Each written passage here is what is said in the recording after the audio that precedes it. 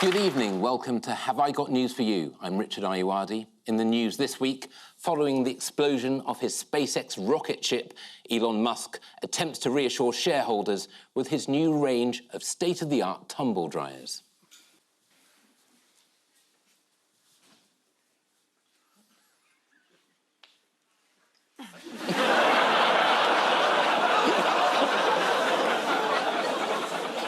That'd get your clothes dry, wouldn't it? In Downing Street, suspicions continue to grow that one government insider may be taking secret bribes from pro-EU groups.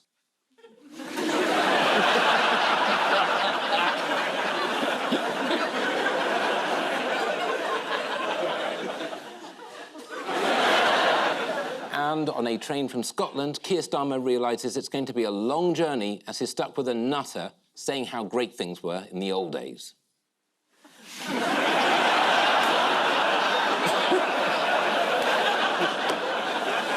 On Ian's team tonight is a political commentator who says she's not a massive lefty, which for the BBC counts as balance. Please welcome Marina Purkiss.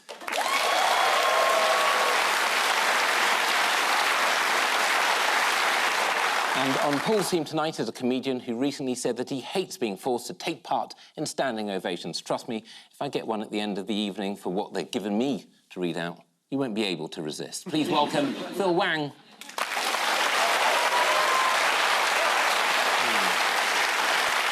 We begin with the bigger news stories of the week. Ian and Marina, have a look at this.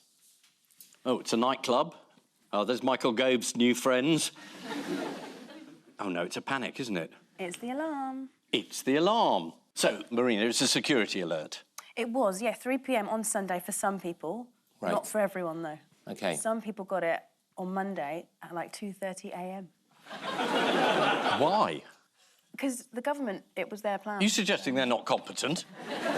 Apparently, only 40% of people received the alarm at the correct time. Apparently, there is a reason for it, and the Express have said it's Meghan Markle's fault. Yeah, I think I believe that. I was very disappointed not to hear the alarm, but then I don't have a mobile phone. OK. And I'm wondering what this alarm is for. It's got to be nuclear war, isn't it? So I won't know until I see this bright light on the horizon and a sudden rise in temperature. Yes, whereas otherwise you could have done something about it. Yeah, I could have drawn the curtains. Yeah. Got underneath the table. Yeah. Oh, that doesn't work. The curtains is enough. Oh, is it? Yeah. Yes, well, this is the controversial emergency alarm that went off at 3 o'clock last Sunday, not for everyone. 3 mobile customers didn't get the alarm. Not many, is it? But they didn't get it. Who else was critical of the alarm system? Well, I think Jacob Rees-Mogg, because I think he wanted it done by semaphore from hills. Yes. But I think he said... you will know this, because I gather you've had a bit of a... We didn't talk about this. Oh, didn't you? No, we just talked about his complete failure as a Did he bring that subject up, or was that you? Funnily enough, it was me, OK. actually, yeah. But apparently he said it was an example of nanny state, which is always funny, because he's the only person who actually has a nanny. Well, it was other Conservatives as well who were critical, including Greg Smith, MP for Buckingham, who said, "I don't understand why we need to tell people they're in the middle of a disaster." Do you want to see the official Downing Street video telling people to expect the alarm? Yes, please. Yes. You're going to have to guess what happens next. OK. It's thrilling. All right.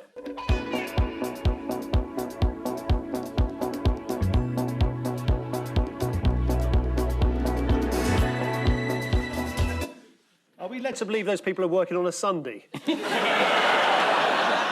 So, what comes next? Put us out of our misery. Well, Is that what it says? We're putting you out of your business. If you can't hear the alarm, you're already dead. Let's see what they actually went for. Yeah. Yeah, it looks a bit like theatre from a distance. You're getting theatre. Oh, lovely. I was looking for something to do. Yeah.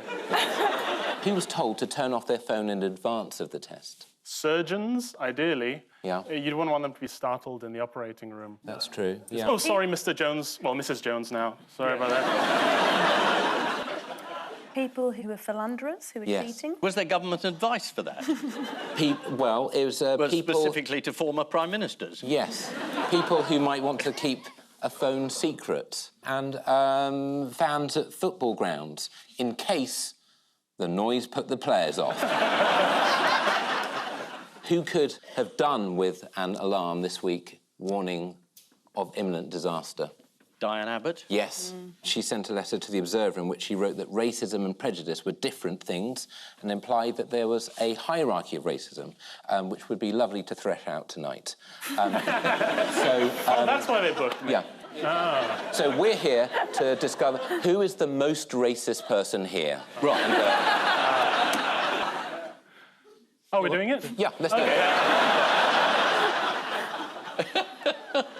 I think we're already sitting in our racist order. I think, yeah. But we don't know where it starts from.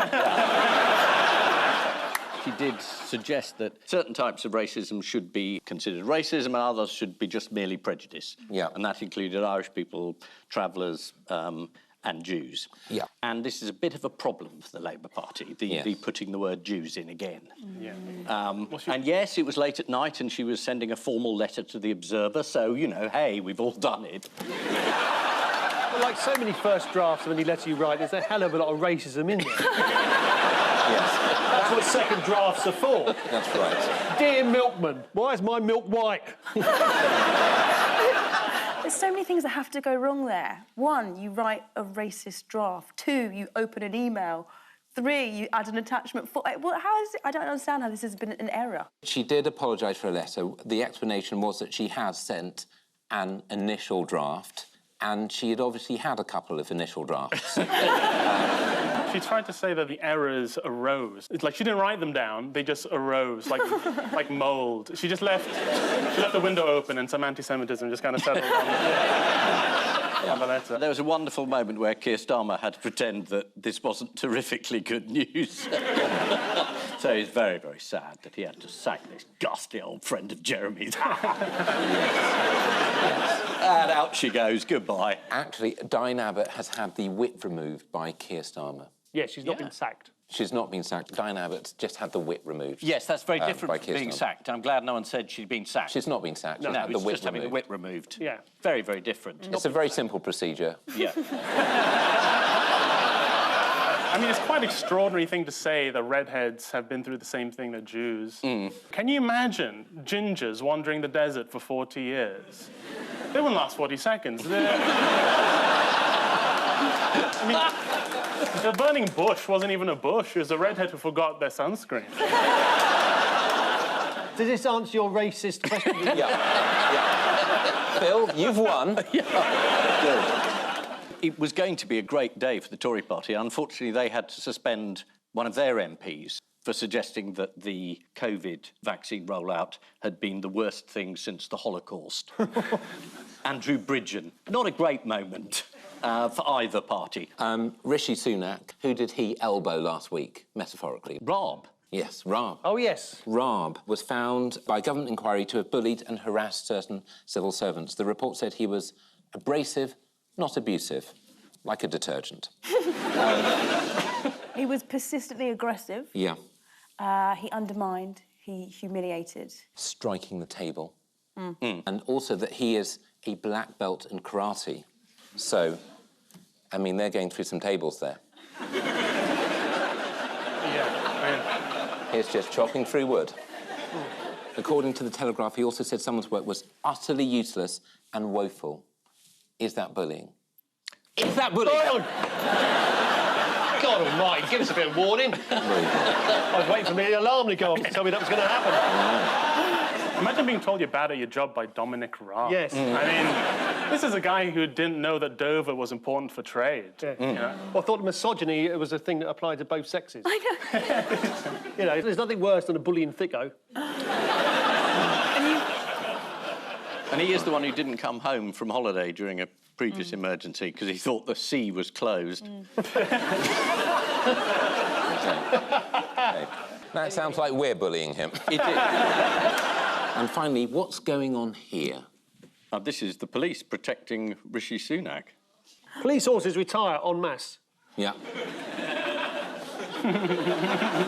I am right, aren't I? Yeah, Yes. Rishi Sunak. Yeah, Rishi Sunak is in the middle there and he requires the entire police force Yeah. to defend him from protesters. But there's no protesters there. No. Unless they're disguised as police. Right. It's actually Mrs. Rishi bringing her purse back from the cash point. This is the controversial emergency alarm that went off at 3 o'clock last Sunday afternoon. The timing of the alarm warning us of impending national disaster has been criticised. Some say it went off a minute too early, at 2:59, while others claim it should have gone off even earlier, last September, when Liz Truss became Prime Minister.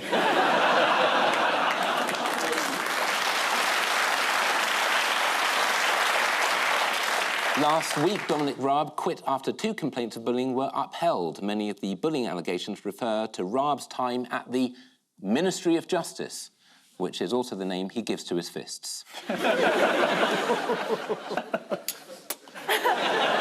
Paul and Phil, take a look at this.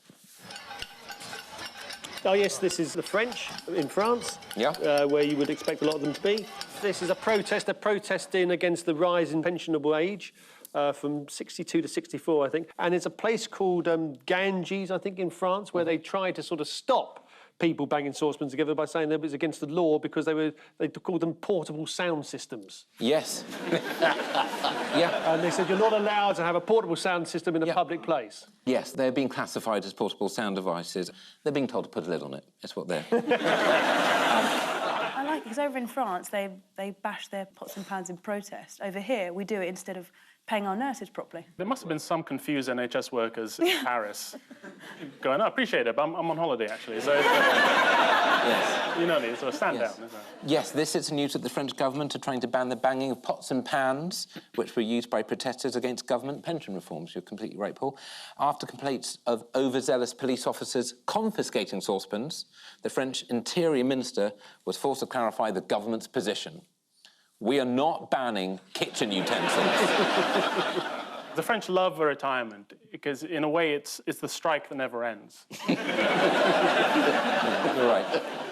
The old racism-ometers, really. Hitting a saucepan with a wooden spoon has been the French way to express disapproval since the Middle Ages, along with the guillotine. President Macron's pension changes have been pushed through despite huge public opposition, but what did Macron say in the Alsace region? Was Macron annoyed that the French couldn't just be more British? Shall we see what he actually said? Well, here he is. Yeah.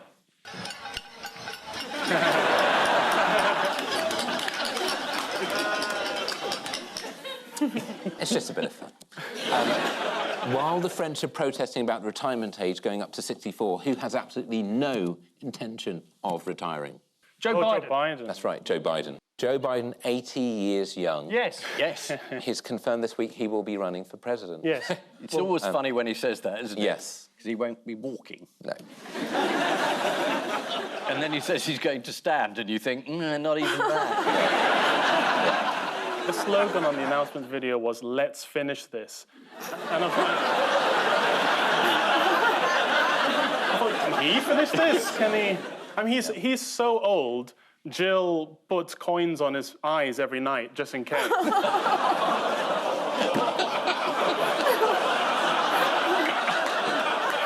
Do you want to see his official launch promo? Yeah. Freedom. Personal freedom is fundamental to who we are as Americans. There's nothing more important, nothing more sacred. That's been the work of my first term, to fight for our democracy. This shouldn't be a red or blue issue. That's not even slow motion, that's how... That's speeded up. Yeah. Well, he'll be 86 at the end of a second term. It does seem strange that the most powerful country in the world can only find a very, very old man and a man who's going to be in jail to run against each other. Only 5% of Americans want to see a Biden-Trump face-off. Which well-known figures are keeping themselves in very good trim? Who's looking hot, do you mean? Yeah, we're going to have a look. Is that AI generated? Yes, it is. Oh. Why has he got metal nipples? Well, you ought to ask yourself, Paul, because it's you.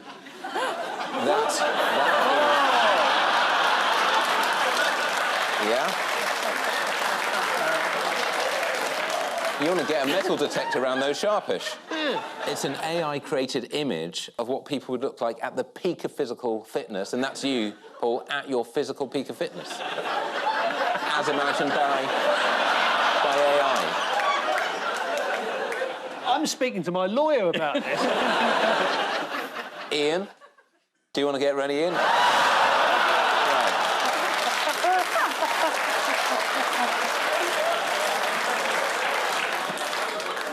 Blimey.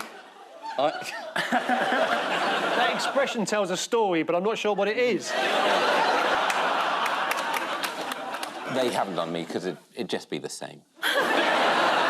This refers to the demonstrations in France over pensions reform. According to one historian, the French have a long history of banging pots and pans as a protest against violent repression. Mixed results, wasn't quite enough to keep the Nazis out of Paris. It's a topical show. Got a mock-up of Hitler with no shirt on it. In other news, Joe Biden has announced he will stand again in 2024. Launching his bid to be re-elected as president, Joe Biden announced a minimum tax rate for the very wealthy, saying no billionaire should be paying less tax than a construction worker or a cop, or any of the village people, for that matter. 1980s pop group, my lad. Oh, thank you very much. Donald Trump this week told his supporters Joe Biden is the most corrupt president in American history. Donald, you are far too modest. And so to round two, the strengthometer of news. Fingers on buzzers, teams.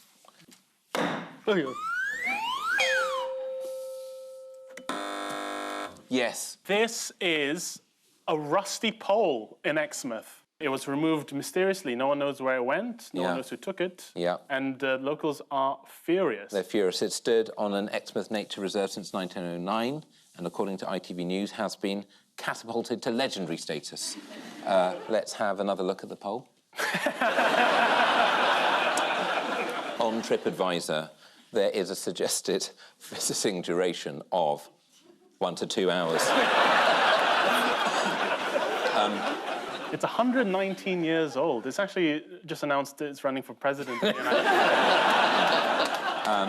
Who's been most vocal about its removal? There's an appreciation society. The Exmouth Rusty Pole Society has been up in arms. Co-founder Robin Trigger Glover told reporters it's devastating. I remember turning to my partner and saying, I can't believe it's gone. Adding, I just don't understand. Society member Mike Menhennet is devastated as well. Here he is. I remember it from my childhood here in the 1950s, playing here with it, and it's such a shame. Why has it gone?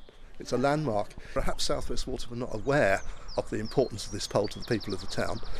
It has been here since 1909, when the council decided that they ought to have some vent pipes.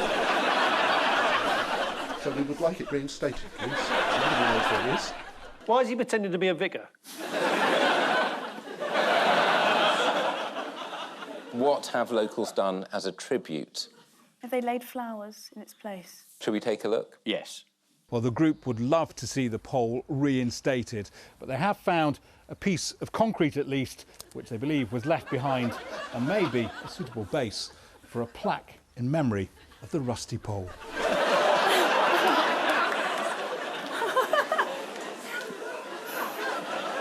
Does it say rust in peace?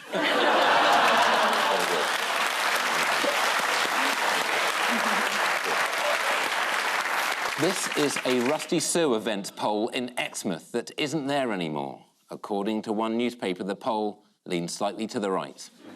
But that's Devon for you.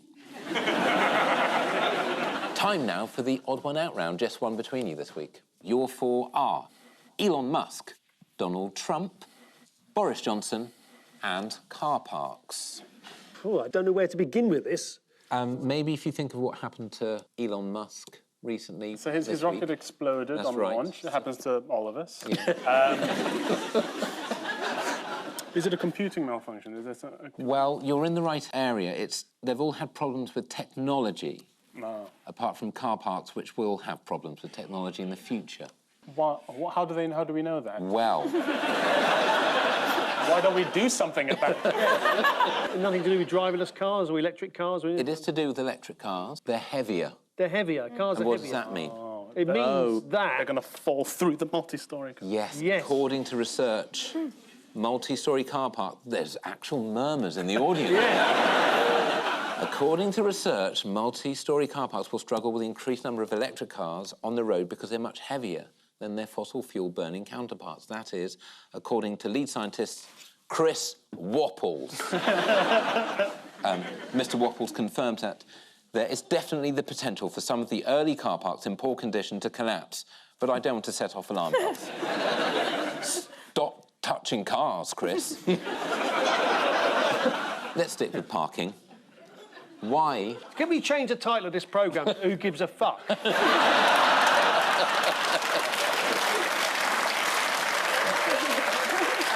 Every car park in the world is on the brink of collapse, and there you are in your bubble. Yeah.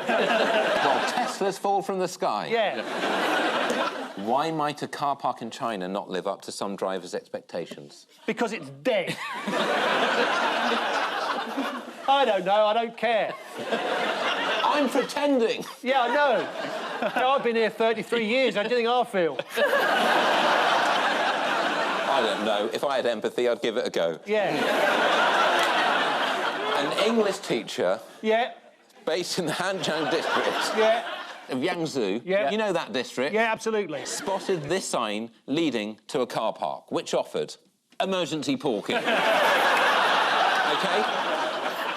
And you claim you don't care. Yeah. Emergency parking, it's a sign directing you to Liz Truss, who's doing a trade deal. Now, what technology challenges has Boris Johnson faced? He shouldn't have any challenges. He spent all of that money on Jennifer Corey, didn't he? He took IT lessons. He should be an expert now. During his COVID isolation, tough times for Boris, the former Prime Minister kept accidentally disconnecting from Zoom and had no idea how to rejoin. Therefore, his aides would set up 4 iPads so that once he had broken the first, he could grab the second, then the third, then the fourth. Also, his relationship strategy.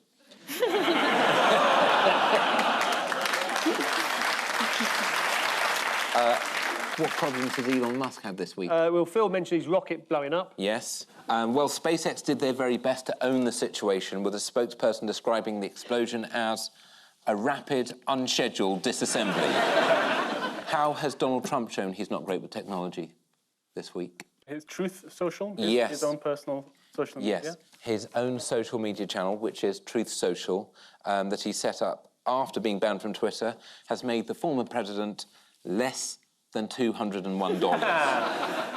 One of Donald Trump's most popular fundraising vehicles is registered as Donald J. Trump for President, Inc. Inc. presumably standing for incarcerated.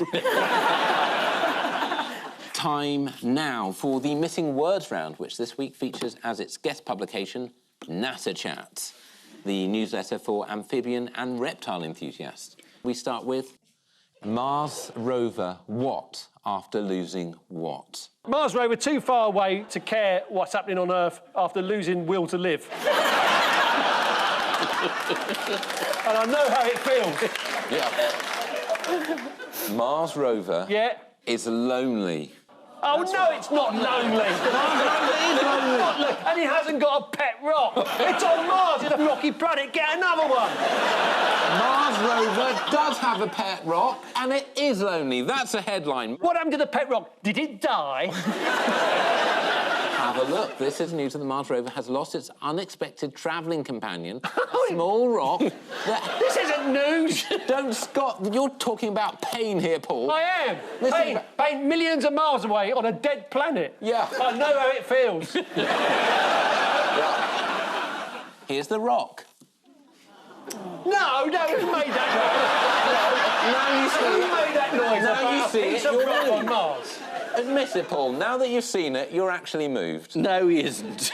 You're moved. I didn't realise the relationship was that close. Yes, thank you. Next, fortune-telling goat, what? Heavily biased towards Capricorns. Yes. Well, it says, the fortune-telling goat, says Starmer won't win the general election. It says... Yes. The goat said... That's right. I'm about to win the next general election. This is Billy the psychic goat. Yeah. Here's Billy in action. Oh, right. Answering the question, has there been much news around this week? That's true. Next, if you really want to capture the unique dorsal wart pattern of a natterjack toad, then what? You gotta get with my friend. Then...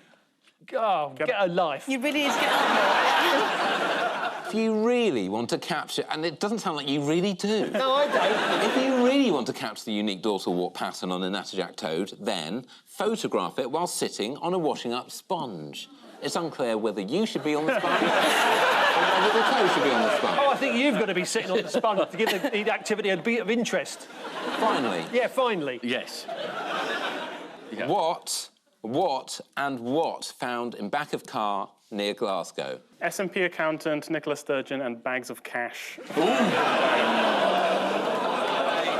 That's definitely true.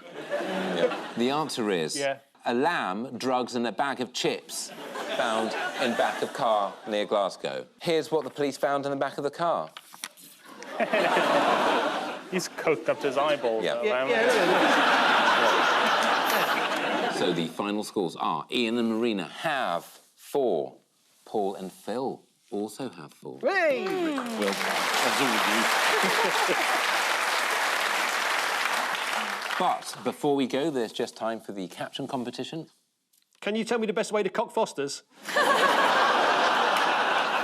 You going to the Arsenal? On which note, we say thank you to our panellists, Ian Hislop and Marina Purkiss, Paul Merton and Phil Wang, and I leave you with news that, in Peterborough, there's a slight overreaction to the local council changing its blue lid recycling bin day from Tuesdays to Wednesdays.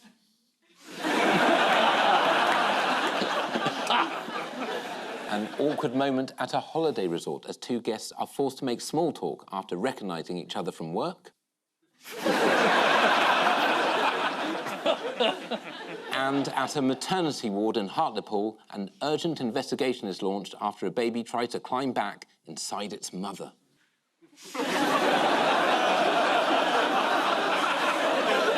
Good night.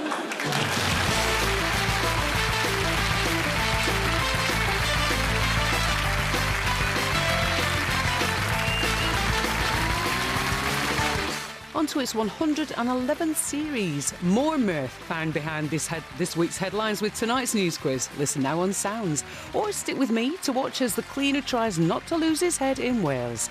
That's right here in A Take.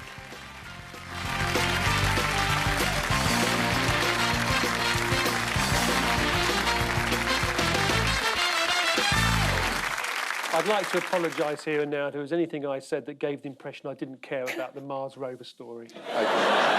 Thank you.